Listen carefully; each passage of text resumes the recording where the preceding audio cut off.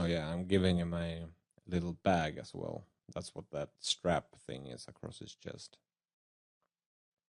Thinking he probably has a little bag where he stores all of his stuff, his inventory.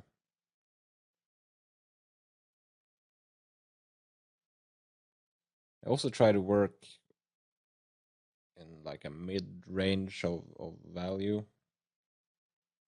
And find it gives me a lot of more flexibility later on when I pull up some adjustment layers and like play around with the contrast after the fact, so the image doesn't distort as much.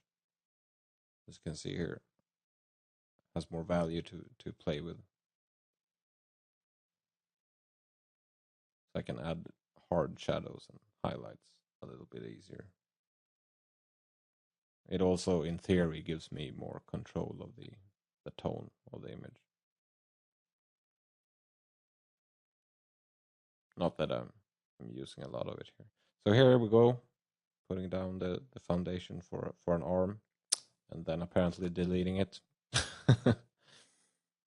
So I had the idea there. Okay, he of course he has these disgusting little hands, but I chose not to continue on that path because I got distracted by the background, not really giving the creeper enough form,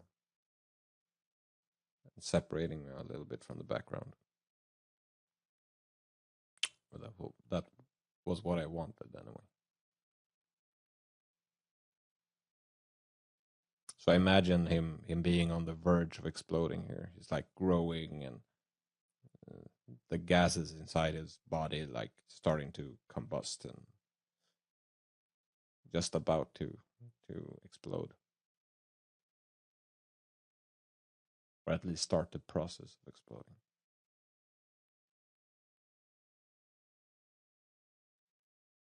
Right when you hear that horrible sound of that, psst, psst, which terrifies me. I have nightmares about that sound. As soon as someone opens a Coke bottle or something at work, like jumping, looking around. Where's the creeper? Not really. I'm not that crazy. So here we go. Hands. Take it away. Put another one in. Trying to figure out where they are. Yeah, here we go. Disgusting little arms.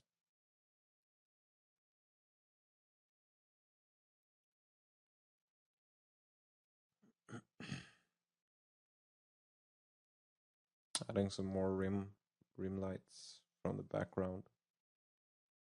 I imagine it's nighttime outside and some of the moonlight is hitting him in the back. Right now it's a little bluish. It will be a little more greenish later on. Back on the back side of the creeper.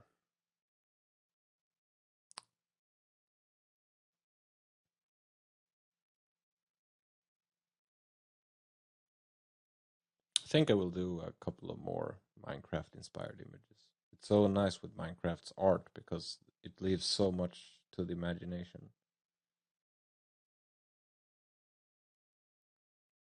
Sort of like a callback to the old 8-bit and 16-bit games, like the Super Nintendo pixelated graphics, like Final Fantasy characters, where you imagine it looking like the concept art for the characters when you were playing those games. But in reality, it was only like 3 pixels and 2 colors or something.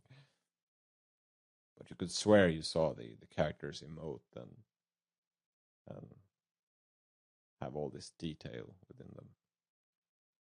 So cool.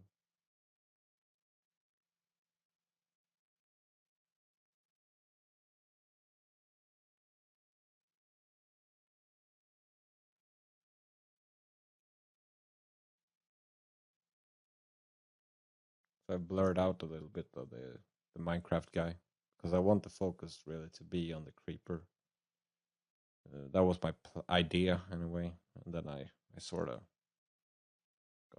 got lost in working on the Minecraft dude anyway, so he takes a little too much attention. I shouldn't have put that harsh rim lights on him. Really. Should have cropped the image as well a little bit more. Really focus on the creeper. But, you know, what are you going to do? Here I want to add some sort of rock element in the foreground. In the extreme foreground here. To really get that a little bit more claustrophobic feel, but yeah, I don't know. I don't put that much effort into it.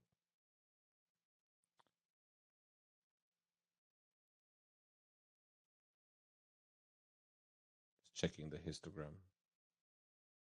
Because I was working in such weird lighting conditions in my room. I think it was the sun was like shining in through my window. I had a hard time seeing the shades. So when I looked at the histogram, I was like, oh, this image is like almost only black.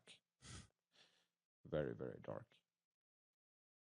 I will boost up the colors later on again. But it is a very dark image.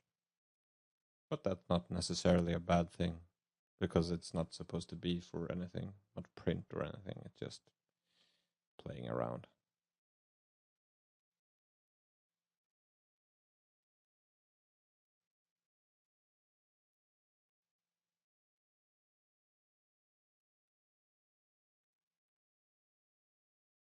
Adding some little foggy atmosphere going on behind the rocks.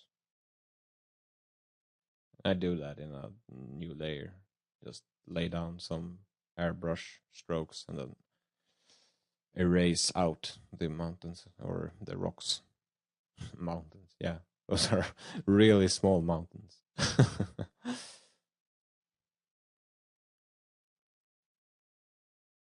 That's a neat trick when doing rock formations. Just use the selection tool to dig out like cracks and shapes, and then a chalky brush to just stroke over the selection. Gives it a very rough, hard edges, and a very rough, hard edges. Yeah, that's great grammar. Captain Grammar strikes again.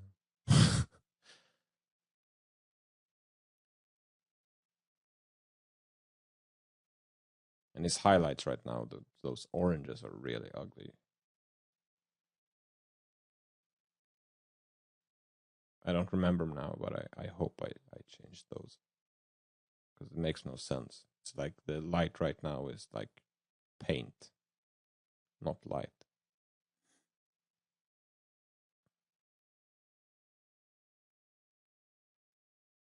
There we go.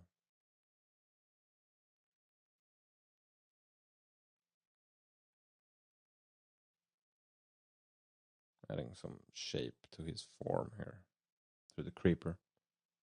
He's a little too flat. So. That's also why I added those highlights. Like, you should add this wet, almost melty feel to him.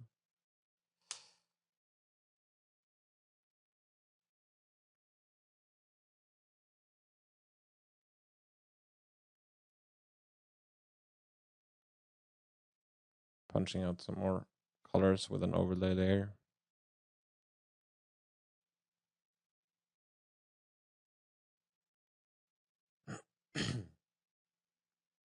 Yeah, so for some reason, the last part of like the last 5 minutes or 10 minutes or something that I worked on this image didn't get captured on video. So I will splice in the final image. Not that much changed from what you see. So not that much was lost.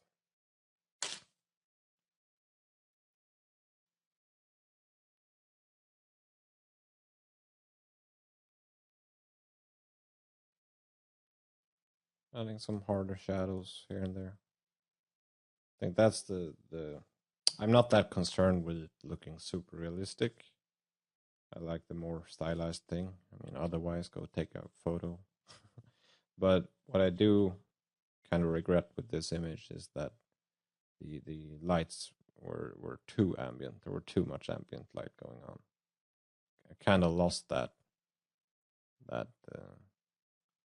discovery in the dark kind of thing,